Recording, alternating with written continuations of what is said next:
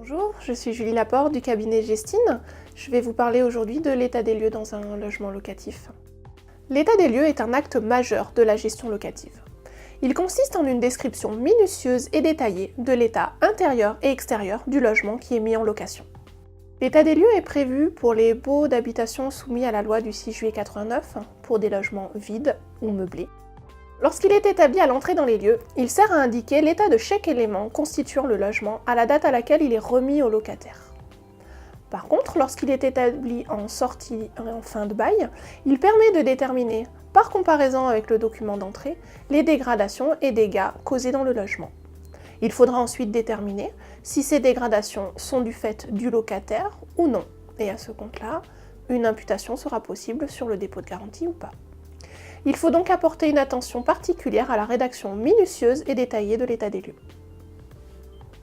L'étude et la sélection d'une candidature locataire requièrent la plus grande vigilance. La découverte du client est importante avant même la visite du logement, car elle vous permettra de faire une première approche sur la solvabilité du locataire. Il faut donc l'interroger dès ce moment-là sur sa situation personnelle et professionnelle. Vous devez également vérifier si le logement en question est soumis à une assurance loyer impayé ou non, car vous devrez à ce moment-là vérifier les critères de solvabilité spécifiques requis par l'assureur. Vous ne pourrez également pas cumuler un dossier d'assurance loyer impayé avec un garant, à l'exception du cas des locataires étudiants ou apprentis. Il sera à ce moment-là possible d'avoir les deux. Le décret du 5 novembre 2015 fixe la liste des pièces pouvant être réclamées à un locataire et à son garant. Il n'est donc plus possible, par exemple, de réclamer un RIB ou la production de plus de 2 avis d'imposition.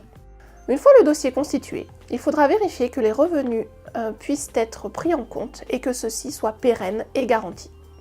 On ne prendra pas en compte, par exemple, les allocations logement ou les primes exceptionnelles.